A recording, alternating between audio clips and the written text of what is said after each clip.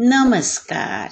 सुनो कहानी श्रृंखला के अंतर्गत प्रस्तुत है एक और कहानी जिसका शीर्षक है पाजेब, जिसके लेखक हैं जैनेन्द्र कुमार जी। बाजार में एक नई तरह की पाजेब चली है। पैरों में पड़कर वे बड़ी अच्छी मालूम होती हैं। उनकी कड़ियां आपस में लचक के साथ जुड़ी रहती हैं कि पाजेब का मानो निज का कुछ आकार नहीं है। जिस पांव में पड़े उसी के अनुकूल ही रहती हैं। पास पड़ोस में तो सब नन्ही बड़ी के पैरों में आप वही पाजेब देख लीजिए। एक ने पहनी कि फिर दूसरी ने भी पहनी। देखा देखी में इस तरह उनका ना पहनना मुश्किल हो गया है। हमारी मुन्नी ने भी कहा कि बाबूजी हम पाजेब पहनेंगे। बोलिए भला, कठिनाई से 4 बरस की उम्र और पाजेब पहनेगी। मैंने कहा कैसी पाजेब? बोली वही जैसी रुकमन पहनती है, जैसी शीला पहनती है। मैंने कहा अच्छा अच्छा। बोली मैं तो आज ही मंगा लूंगी। मैंने कहा अच्छा भाई आज सही। उस वक्त तो खैर मुन्नी किसी काम में बहल गई, लेकिन जब दोपहर आई मुन्नी की बुआ, तब वह मुन्नी सहज मानने वाली न थी। बुआ ने मुन्नी को मिठाई खिलाई और गोद में लिया और कहा कि अच्छा तो तेरी पाजेब अब के इतवार को जरूर लेती आऊंगी। इतवार को बुआ आई और पाजेब ले आई। मुन्नी पहनकर खुशी के मारे यहाँ से वहां ठुमकती फिरी। रुकमन के पास गई और कहा देख रुकमन मेरी पाजेब। शीला को भी अपनी पाजेब दिखाई। सबने पाजेब पहनी देखकर उसे प्यार किया और तारीफ की। सचमुच वह चांदी की सफेद 2-3 लड़ियां सी टखनों के चारों ओर लिपटकर चुपचाप बिछी हुई बहुत ही सुघड़ लगती थी और बच्ची की खुशी का ठिकाना न था। और हमारे महाशय आशुतोष जो मुन्नी के बड़े भाई थे, पहले तो मुन्नी को सजी बजी देखकर बड़े खुश हुए। वह हाथ पकड़कर अपनी बढ़िया मुन्नी को पाजेब सहित दिखाने के लिए आसपास ले गए। मुन्नी की पाजेब का गौरव उन्हें अपना भी मालूम होता था। वह खूब हंसे और ताली पीटी, लेकिन थोड़ी देर बाद वह ठुमकने लगे कि मुन्नी को पाजेब थी सो हम भी बाइसिकल लेंगे। बुआ ने कहा कि अच्छा बेटा अब के जन्मदिन को तुझे बाइसिकल दिलवाएंगे। आशुतोष बाबू ने कहा कि हम तो अभी लेंगे। बुआ ने कहा छी छी तू कोई लड़की है, जिद तो लड़कियां किया करती हैं और लड़कियां रोती हैं, कहीं बाबू साहब लोग रोते हैं। आशुतोष बाबू ने कहा कि हम तो बाइसिकल जरूर लेंगे। जन्मदिन वाले रोज बुआ ने कहा कि हाँ यह बात पक्की रही, जन्मदिन पर तुमको बाइसिकल मिलेगी। इस तरह वह इतवार का दिन हंसी खुशी पूरा हुआ। शाम होने पर बच्चों की बुआ चली गई। पाजेब का शौक घड़ी भर का था। वह फिर उतार कर रख रखा दी गई जिससे कहीं खो ना जाए। पाजेब वह बारीक और सुबुक काम की थी और खासे दाम लग गए थे। श्रीमती जी ने हमसे कहा क्यों जी, लगती तो अच्छी है, मैं भी अपने लिए बनवा लूं। मैंने कहा कि क्यों ना बनवाओ, तुम कौन 4 बरस की नहीं हो। खैर ये हुआ, पर मैं रात को अपनी मेज पर था कि श्रीमती जी ने आकर कहा कि तुमने पाजेब तो नहीं देखी। मैंने आश्चर्य से कहा कि क्या मतलब? बोली कि देखो वहां मेज वेज पर तो नहीं है, एक तो है पर दूसरे पैर की मिलती नहीं है, जाने कहाँ गई। मैंने कहा कि जाएगी कहाँ, यहीं कहीं देख लो मिल जाएगी। उन्होंने मेरे मेज के कागज उठाने धरने शुरू किए और अलमारी की किताबें टटोल डालने का भी मंसूबा बनाया। मैंने कहा कि ये क्या कर रही हो, वह यहाँ कहाँ से आएगी? जवाब में वह मुझसे से पूछने लगी फिर कहाँ है? मैंने कहा तुम्ही ने तो रखी थी। कहाँ रखी थी? बतलाने लगी कि दोपहर के बाद कोई 2 बजे उतार कर दोनों को अच्छी तरह संभाल कर उस नीचे वाले बॉक्स में रख दी थी। अब देखा तो एक है दूसरी गायब है। मैंने कहा कि तो चलकर वह इस कमरे में कैसे आ जाएगी? भूल हो गई होगी, एक रखी होगी, वह एक कहीं फर्श पर छूट गई होगी, देखो मिल जाएगी, कहीं जा नहीं सकती। इस पर श्रीमती जी कहा सुनी करने लगी कि तुम तो ऐसे ही हो, खुद लापरवाह हो, दोष उल्टे मुझे देते हो। वह तो कह रही हूं कि मैंने दोनों संभाल कर रखी थी। मैंने कहा कि संभाल कर रखी थी तो फिर यहाँ वहां क्यों देख रही थी? जहां रखी थी वहीं से ले लो ना। वहां नहीं है तो फिर किसी ने निकाल ली होगी। श्रीमती बोली मेरा भी यही ख्याल हो रहा है, हो ना हो बंसी नौकर ने निकाली हो। मैंने रखी तब वह वहीं मौजूद था। मैंने कहा तो उससे पूछा? बोली वह तो साफ इनकार कर रहा है। मैंने कहा तो फिर? श्रीमती जोर से बोली तो फिर मैं क्या बताऊं, तुम्हें तो किसी बात की फिक्र है नहीं। डांट कर कहते क्यों नहीं हो उस बंसी को बुलाकर, जरूर पाजेब उसी ने ली है। मैंने कहा कि अच्छा, तो उसे क्या कहना होगा, यह कहूं कि ला भाई पाजेब दे दे। श्रीमती जी झल्ला कर बोली कि हो चुका सब कुछ तुमसे, तुम्ही ने तो उस नौकर की जात को शहजोर बना रखा है। डांट ना फटकार, नौकर ऐसे सिर ना चढ़ेगा तो क्या होगा। बोली कि कह तो रही हूं कि किसी ने उसे बक्स से निकाला ही है, और 16 में 15 आने यह बंसी है, सुनते हो ना, वही है। मैंने कहा कि मैंने बंसी से पूछा था, उसने नहीं ली मालूम होती। इस पर श्रीमती ने कहा कि तुम नौकरों को नहीं जानते, वे बड़े छठे होते हैं, बंसी चोर जरूर है, नहीं तो क्या फरिश्ते लेने आते। मैंने कहा कि तुमने आशुतोष से भी पूछा। बोली पूछा था, वह तो खुद ट्रंक और बक्स के नीचे घुस घुस कर खोज लगाने में मेरी मदद करता रहा है, वह नहीं ले सकता। मैंने कहा उसे पतंग का बड़ा शौक है। बोली कि तुम तो उसे बताते बरसते कुछ हो नहीं, उम्र होती जा रही है, वह यूं ही रह जाएगा, तुम ही हो उसे पतंग की शह देने वाले। मैंने कहा कि जो कहीं पाजेब ही पड़ी मिल गई तो। बोली नहीं नहीं, मिलती तो वह बता ना देता। खैर, बातों बातों में मालूम हुआ कि उस शाम आशुतोष पतंग और डोर का पिन्ना नया लाया है। श्रीमती ने कहा कि यह तुम ही हो जिसने पतंग की उसे इजाजत दी, बस सारे दिन पतंग पतंग, यह नहीं कि कभी उसे बिठाकर सबक की भी कोई बात पूछो। मैं सोचती हूँ कि एक दिन तोड़ ताड़ दूं उसकी सब डोर और पतंग। मैंने कहा कि खैर छोड़ो, कल सवेरे पूछताछ करेंगे। सवेरे बुलाकर मैंने गंभीरता से उससे पूछा कि क्यों बेटा, एक पाजेब नहीं मिल रही है, तुमने तो नहीं देखी।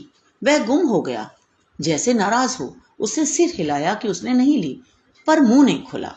मैंने कहा कि देखो बेटे, ली हो तो कोई बात नहीं, सच बता देना चाहिए। उसका मुंह और भी फूल आया और वह गुमसुम बैठा रहा। मेरे मन में उस समय तरह तरह के सिद्धांत आए। मैंने स्थिर किया कि अपराध के प्रति करुणा ही होनी चाहिए, रोष का अधिकार नहीं है। प्रेम से ही अपराध वृत्ति को जीता जा सकता है, आतंक से उसे दबाना ठीक नहीं है। बालक का स्वभाव कोमल होता है और सदा ही उससे स्नेह से व्यवहार करना चाहिए इत्यादि। मैंने कहा कि बेटा आशुतोष, तुम घबराओ नहीं, सच कहने में घबराना नहीं चाहिए। ली हो तो खुलकर कह दो बेटा, हम कोई सच कहने की सजा थोड़े ही दे सकते हैं, बल्कि बोलने पर तो इनाम मिला करता है। आशुतोष तब बैठा सुनता रहा, उसका मुंह सूजा था, वह सामने मेरी आंखों में नहीं देख रहा था, रह रहकर उसके माथे पर बल पड़ते थे। क्यों बेटे, तुमने ली तो नहीं? उसने सिर हिलाकर क्रोध से अस्थिर और तेज आवाज में कहा कि मैंने नहीं ली, नहीं ली, नहीं ली। यह कहकर वह रोने को हो आया, पर रोया नहीं, आंखों में आंसू रोक लिए। उस वक्त मुझे प्रतीत हुआ उग्रता दोष का लक्षण है। मैंने कहा देखो बेटा, डरो नहीं, अच्छा जाओ ढूंढो, यहीं कहीं पड़ी हुई वह पाजेब मिल जाएगी तो हम तुम्हें इनाम देंगे। वह चला गया और दूसरे कमरे में जाकर पहले तो एक कोने में खड़ा हो गया। कुछ देर चुपचाप खड़े रहकर वह फिर यहाँ वहां पाजेब की तलाश में लग गया। श्रीमती आकर बोली, आशु से तुमने पूछ लिया, क्या ख्याल है? मैंने कहा कि संदेह तो मुझे होता है, नौकर का तो काम यह है नहीं। श्रीमती ने कहा, नहीं जी, आशु भला क्यों लेगा? मैं कुछ बोला नहीं, मेरा मन जाने कैसे गंभीर प्रेम के भाव से आशुतोष के प्रति उमड़ रहा था। मुझे ऐसा मालूम होता था कि ठीक इस समय आशुतोष को हमें अपनी सहानुभूति से वंचित नहीं करना चाहिए, बल्कि कुछ अतिरिक्त स्नेह इस समय बालक को मिलना चाहिए। मुझे यह एक भारी दुर्घटना मालूम होती थी। मालूम होता था कि अगर आशुतोष ने चोरी की है तो उसका इतना दोष नहीं है, बल्कि यह हमारे ऊपर बड़ा भारी इल्जाम है। बच्चे में चोरी की आदत भयावह हो सकती है, लेकिन बच्चे के लिए वैसी लाचारी उपस्थित हो आई, यह कहीं और भी भयावह है। यह हमारी आलोचना है, हम उस चोरी से बरी नहीं हो सकते। मैंने बुलाकर कहा, अच्छा सुनो, देखो मेरी तरफ देखो, यह बताओ कि पाजेब तुमने छुन्नू को दी है ना? वह कुछ देर कुछ नहीं बोला, उसके चेहरे पर रंग आया और गया। मैं एक एक छाया ताड़ना चाहता था। मैंने आश्वासन देते हुए कहा कि डरने की कोई बात नहीं, हाँ हाँ बोलो, डरो नहीं। ठीक बताओ बेटे, कैसा हमारा सच्चा बेटा है? मानो बड़ी कठिनाई के बाद उसने अपना सिर हिलाया। मैंने बहुत खुश होकर कहा कि दी है ना चुन्नू को। उसने सिर हिला दिया। अत्यंत सांत्वना के स्वर में स्नेहपूर्वक मैंने कहा कि मुंह से बोलो, चुन्नू को दी है? उसने कहा हाँ। मैंने अत्यंत हर्ष के साथ दोनों बाहों में लेकर उसे उठा लिया। कहा कि ऐसे ही बोल दिया करते हैं अच्छे लड़के। आशु हमारा राजा बेटा है। गर्व के भाव से उसे गोद में लिए लिए मैं उसकी माँ की तरफ गया। उल्लासपूर्वक बोला कि देखो, हमारे बेटे ने सच कबूल किया है। पाजेब उसने चुन्नू को दी है। सुनकर माँ उसकी बहुत खुश हो आई। उन्होंने उसे चूमा, बहुत शाबाशी दी और उसकी बलैया लेने लगी। आशुतोष भी मुस्कुरा आया, अगरचे एक उदासी भी उसके चेहरे से दूर नहीं हुई थी। उसके बाद अलग ले जाकर मैंने बड़े प्रेम से पूछा कि पाजेब चुन्नू के पास है ना? जाओ, मांग ला सकते हो उससे। आशुतोष मेरी ओर देखता हुआ बैठा रहा। मैंने कहा कि जाओ बेटे, ले आओ। उसने जवाब में मुंह नहीं खोला। मैंने आग्रह किया तो वह बोला कि चुन्नू के पास नहीं हुई तो वह कहां से देगा? मैंने कहा कि तो जिसको उसने दी होगी उसका नाम बता देगा। सुनकर वह चुप हो गया। मेरे बार बार कहने पर वह यही कहता रहा कि पाजेब चुन्नू के पास न हुई तो वह देगा कहां से? अंत में हारकर मैंने कहा, वह कहीं तो होगी। अच्छा, तुमने कहां से उठाई थी? पड़ी मिली थी। और फिर नीचे जाकर वह तुमने चुन्नू को दिखाई? हाँ। फिर उसी ने कहा कि इसे बेचेंगे? हाँ। कहाँ बेचने को कहा? कहा मिठाई लाएंगे? नहीं, पतंग लाएंगे? हाँ। सो पाजेब चुन्नू के पास रह गई? हाँ। तो उसी के पास होनी चाहिए ना, या पतंग वाले के पास होगी? जाओ बेटा, उससे ले आओ। कहना हमारे बाबूजी तुम्हें इनाम देंगे। वह जाना नहीं चाहता था। उसने फिर कहा कि चुन्नू के पास नहीं हुई तो कहां से देगा? मुझे उसकी जिद बुरी मालूम हुई। मैंने कहा कि तो कहीं तुमने उसे गाड़ दिया है? क्या किया है? बोलते क्यों नहीं? वह मेरी ओर देखता रहा और कुछ नहीं बोला। मैंने कहा, कुछ कहते क्यों नहीं? वह गुमसुम रह गया और नहीं बोला। मैंने डपट कर कहा कि जाओ, जहां हो वहीं से पाजेब लेकर आओ। जब वह अपनी जगह से नहीं उठा और नहीं गया तो मैंने उसे कान पकड़कर उठाया।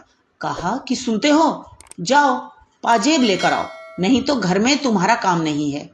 इस तरह उठाया जाकर वह उठ गया और कमरे से बाहर निकल गया। निकलकर बरामदे के कोने में रूठा मुंह बनाकर खड़ा हो गया। मुझे बड़ा क्षोभ हो रहा था। यह लड़का सच बोलकर अब किस बात से घबरा रहा है, यह मैं कुछ समझ न सका। मैंने बाहर आकर धीरे से कहा कि जाओ भाई, जाकर चुन्नू से कहते क्यों नहीं हो?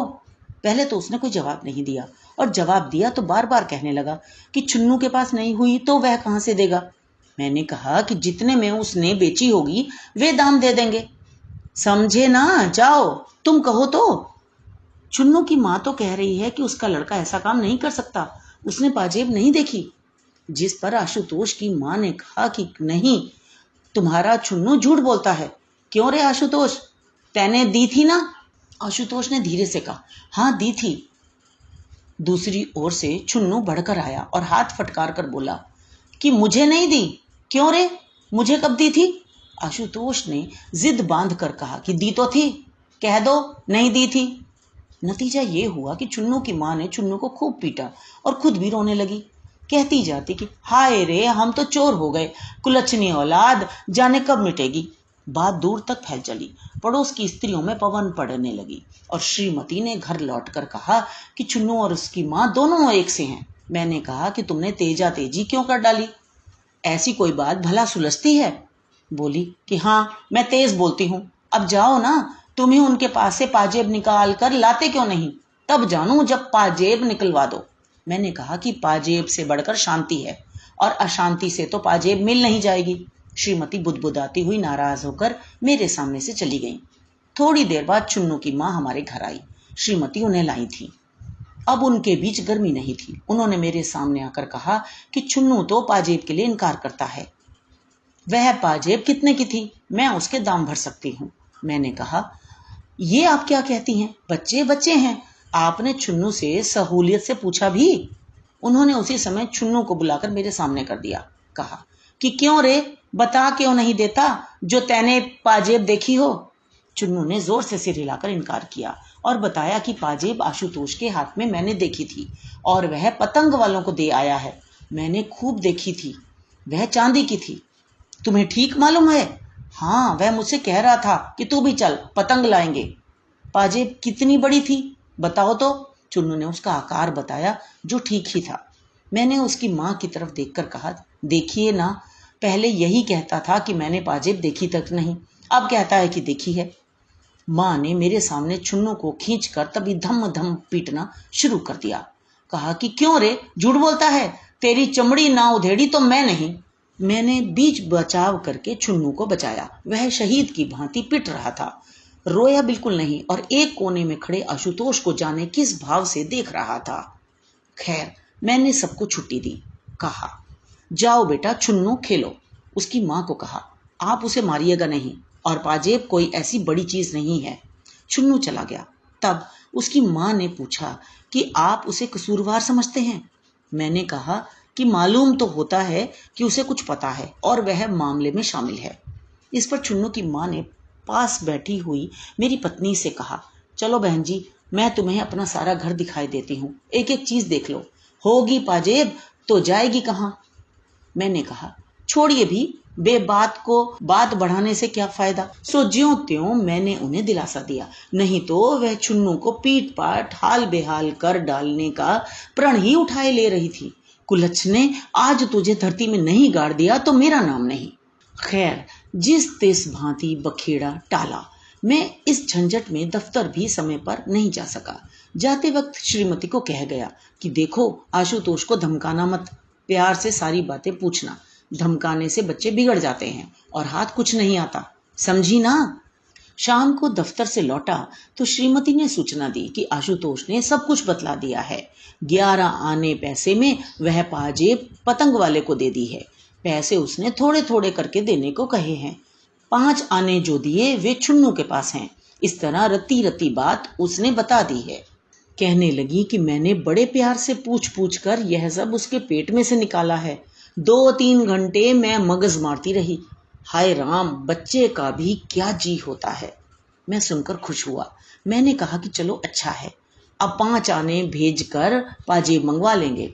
लेकिन यह पतंग वाला भी कितना बदमाश है, बच्चों के हाथ से ऐसी चीजें लेता है। उसे पुलिस में दे देना चाहिए, उचक्का कहीं का। फिर मैंने पूछा कि आशुतोष कहाँ है? उन्होंने बताया कि बाहर ही कहीं खेल खाल रहा होगा। मैंने कहा कि बंसी, जाकर उसे बुला तो लाओ। बंसी गया और उसने आकर कहा कि वे अभी आते हैं। क्या कर रहा है? चुन्नू के साथ गिल्ली डंडा खेल रहे हैं। थोड़ी देर में आशुतोष आया। तब मैंने उसे गोद में लेकर प्यार किया। आते आते उसका चेहरा उदास हो गया और गोद में लेने पर भी वह कोई विशेष प्रसन्न मालूम नहीं हुआ। उसकी माँ ने खुश होकर कहा कि आशुतोष ने ये सब बातें अपने आप पूरी पूरी बता दी हैं।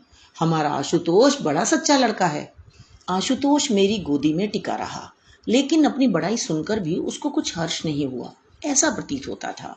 मैंने कहा कि आओ चलो, अब क्या बात है? क्यों हजरत, तुमको 5 ही आने तो मिले हैं ना? हमसे 5 आने मांग लेते तो क्या हम ना देते? सुनो, अब से ऐसा मत करना बेटे। कमरे में ले जाकर मैंने फिर पूछताछ की। क्यों बेटा, पतंग वाले ने 5 आने तुम्हें दिए थे ना? हाँ। और वे चुन्नू के पास हैं? हाँ। अभी तो उसके पास होंगे ना? नहीं। खर्च कर दिए? नहीं। खर्च किए? हाँ। खर्च किए कि नहीं खर्च किए? उस ओर से प्रश्न करने पर वह मेरी ओर देखता रहा, उत्तर नहीं दिया। बताओ, खर्च कर दिए कि अभी हैं? जवाब में उसने एक बार हाँ कहा तो दूसरी बार नहीं कहा। मैंने कहा, तो ये क्यों नहीं कहते कि तुम्हें नहीं मालूम है? हाँ। बेटा, मालूम है ना? हाँ। पतंग वाले से पैसे चुन्नू ने लिए हैं ना? हाँ। तुमने क्यों नहीं लिए? वह चुप। इकन्नियां कितनी थी बोलो? 2। बाकी पैसे थे? हाँ। 2 अन्नी थी? हाँ। मुझे क्रोध आने लगा। डपट कर कहा कि सच क्यों नहीं बोलते? सच बताओ, कितनी इकन्नियां थी और कितना क्या था? वह गुमसुम खड़ा रहा, कुछ नहीं बोला। बोलते क्यों नहीं? वह नहीं बोला। सुनते हो? बोलो, नहीं तो। आशुतोष डर गया और कुछ नहीं बोला। सुनते नहीं मैं क्या कह रहा हूं? इस बार भी वह नहीं बोला तो मैंने पकड़कर उसके कान खींच लिए। वह बिना आंसू लाए गुमसुम खड़ा रहा। अब भी नहीं बोलोगे? वह डर के मारे पीला हो आया, लेकिन बोल नहीं सका। मैंने जोर से बुलाया, बंसी यहां आओ, इनको ले जाकर कोठरी में बंद कर दो। बंसी नौकर उसे उठाकर ले गया और कोठरी में मूंद दिया। 10 मिनट बाद मैंने फिर उसे पास बुलाया। उसका मुंह सूजा हुआ था। बिना कुछ बोले उसके होंठ हिल रहे थे। कोठरी में बंद होकर भी वह रोया नहीं। मैंने कहा, क्यों रे, अब तो अकल आई? वह सुनता हुआ गुमसुम खड़ा रहा। अच्छा, पतंग वाला कौन सा है? दाईं तरफ का, वह चौराहे वाला? उसने कुछ होंठों में ही बड़बड़ा दिया, जिसे मैं कुछ ना समझ सका। वह चौराहे वाला? बोलो। हाँ। देखो, अपने चाचा के साथ चले जाओ, बता देना कि कौन सा है, फिर उसे स्वयं भुगत लेंगे। समझते हो ना? यह कहकर मैंने अपने भाई को बुलवाया। सब बात समझाकर कहा, देखो 5 आने के पैसे ले जाओ, पहले तुम दूर रहना। आशुतोष पैसे ले जाकर उसे देगा और अपनी पाजेब मांगेगा। अव्वल तो वह पाजेब लौटा ही देगा, नहीं तो उसे डांटना और कहना कि तुझे पुलिस के सुपुर्द कर दूंगा। बच्चों से माल ठगता है, समझे? नरमी की जरूरत नहीं है। और आशुतोष, अब जाओ, अपने चाचा के साथ जाओ। वह अपनी जगह पर खड़ा था, सुनकर भी टस से मस होता दिखाई नहीं दिया। नहीं जाओगे? उसने सिर हिला दिया कि नहीं जाऊंगा।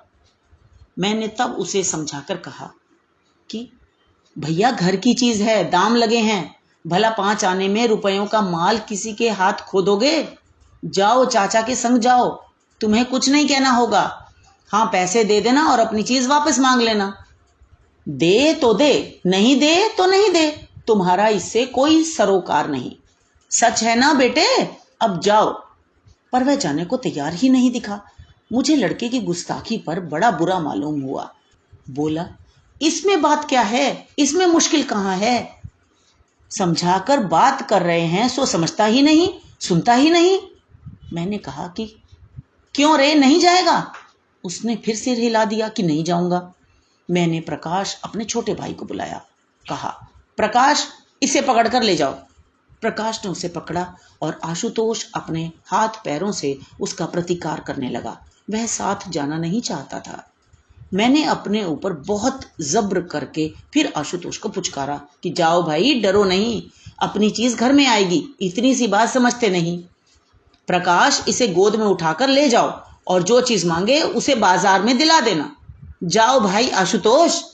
पर उसका मुंह फूला हुआ था। जैसे तैसे बहुत समझाने पर वह प्रकाश के साथ चला। ऐसे चला मानो पैर उठाना उसे भारी हो रहा हो। 8 बरस का यह लड़का होने को आया, फिर भी देखो ना, किसी भी बात की उसमें समझ नहीं है।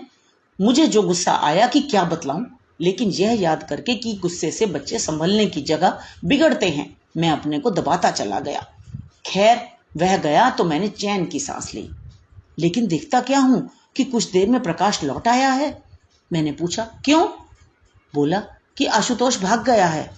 मैंने कहा कि अब वह कहाँ है? वह रूठा खड़ा है, घर में नहीं आता। जाओ, पकड़कर तो लाओ।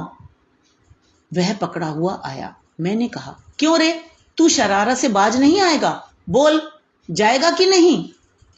वह नहीं बोला तो मैंने कसकर उसके 2 चांटे दिए। थप्पड़ लगते ही वह एकदम चीखा, पर फौरन चुप हो गया। वह वैसे ही मेरे सामने खड़ा रहा। मैंने उसे देखकर मारे गुस्से से कहा कि ले जाओ इसे मेरे सामने से, जाकर कोठरी में बंद कर दो, दुष्ट। इस बार वह आध 1 घंटे बंद रहा। मुझे ख्याल आया कि मैं ठीक नहीं कर रहा हूं, लेकिन जैसे कोई दूसरा रास्ता न दिखता था। मार पीट कर मन को ठिकाना देने की आदत पड़ गई थी और कुछ अभ्यास न था। खैर, मैंने इस बीच प्रकाश को कहा कि तुम दोनों पतंग वाले के पास जाओ, मालूम करना कि किसने पाजेब ली है। होशियारी से मालूम करना, मालूम होने पर सख्ती करना, मुरव्वत की जरूरत नहीं, समझे? प्रकाश गया, पर लौटने पर बताया कि किसी के पास पाजेब नहीं है। सुनकर मैं झल्ला आया। कहा कि तुमसे कुछ काम नहीं हो सकता, जरा सी बात नहीं हुई, तुमसे क्या उम्मीद रखी जाए। वह अपनी सफाई देने लगा। मैंने कहा, बस तुम जाओ। प्रकाश मेरा बहुत लिहाज मानता था। वह मुंह डालकर चला गया। कोठरी खुलवाने पर आशुतोष को फर्श पर सोते पाया। उसके चेहरे पर अब भी आंसू नहीं थे। सच पूछो तो मुझे उस समय बालक पर करुणा हुई, लेकिन आदमी में एक ही साथ जाने क्या क्या विरोधी भाव उठते हैं। मैंने उसे जगाया। वह हड़बड़ा कर उठा। मैंने कहा, कहो क्या हालत है? थोड़ी देर तक वह समझा ही नहीं। फिर शायद पिछला सिलसिला याद आया। झट उसके चेहरे पर वही जिद, अकड़ और प्रतिरोध के भाव दिखाई देने लगे। मैंने कहा कि या तो राजी राजी चले जाओ, नहीं तो इस कोठरी में फिर बंद किए देते हैं। आशुतोष पर इसका विशेष प्रभाव पड़ा हो ऐसा नहीं मालूम हुआ। खैर, उसे पकड़कर लाया और समझाने लगा। मैंने निकाल कर उसे 1 रुपया दिया और कहा, बेटा इसे पतंग वाले को देना और पाजेब मांग लेना। कोई घबराने की बात नहीं, तुम तो समझदार लड़के हो। उसने कहा कि पाजेब उसके पास नहीं हुई तो कहां से देगा? इसका क्या मतलब? तुमने कहा ना कि 5 आने में पाजेब दी है। ना हो छुन्नू को भी साथ ले लेना, समझे? वह चुप हो गया। आखिर समझाने पर जाने को तैयार हुआ। मैंने प्रेम पूर्वक उसे प्रकाश के साथ जाने को कहा। उसका मुंह भारी देखकर डांटने वाला ही था कि इतने में सामने उसकी बुआ दिखाई दी। बुआ ने आशुतोष के सिर पर हाथ रखकर पूछा कि कहाँ जा रहे हो? मैं तो तुम्हारे लिए केले और मिठाई लाई हूं। आशुतोष का चेहरा रूठा ही रहा। मैंने बुआ से कहा कि उसे रोको मत, जाने दो। आशुतोष रुकने को उद्यत था। वह चलने में आनाकानी दिखाने लगा। बुआ ने पूछा, क्या बात है? मैंने कहा, कोई बात नहीं, जाने दो ना उसे। पर आशुतोष मचलने पर आ गया था। मैंने डांट कर कहा, प्रकाश इसे क्यों नहीं ले जाते हो? बुआ ने कहा कि बात क्या है? क्या बात है? मैंने पुकारा, बंसी तू भी साथ जा, बीच से लौटने ना पावे। सो मेरे आदेश पर दोनों आशुतोष को जबरदस्ती उठाकर सामने से ले गए। बुआ ने कहा, क्यों उसे सता रहे हो? मैंने कहा कि कुछ नहीं, जरा यूं ही। फिर मैं उनके साथ इधर उधर की बातें ले बैठा। राजनीति राष्ट्र की ही नहीं होती, मोहल्ले में भी राजनीति होती है। ये भार स्त्रियों पर टिकता है। कहाँ क्या हुआ, क्या होना चाहिए इत्यादि चर्चा स्त्रियों को लेकर रंग फैलाती है। इसी प्रकार की कुछ बातें हुई। फिर छोटा सा बक्सा सरका कर बोली, इसमें वे कागज हैं जो तुमने मांगे थे, और यहाँ। यह कहकर उन्होंने अपनी बास्केट की जेब से हाथ डालकर पाजेब निकालकर सामने की, जैसे सामने बिच्छू हो।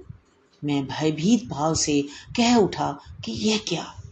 बोली कि उस रोज भूल से यह पाजेब मेरे साथ चली गई थी। तो ये तो थी कहानी। मुझे आशा है आपने आनंद लिया होगा। इसी तरह हमारे साथ जुड़े रहिए। चैनल को सब्सक्राइब कीजिए और बेल आइकन को भी क्लिक कीजिए। तो मिलते हैं अगली कहानी में। धन्यवाद।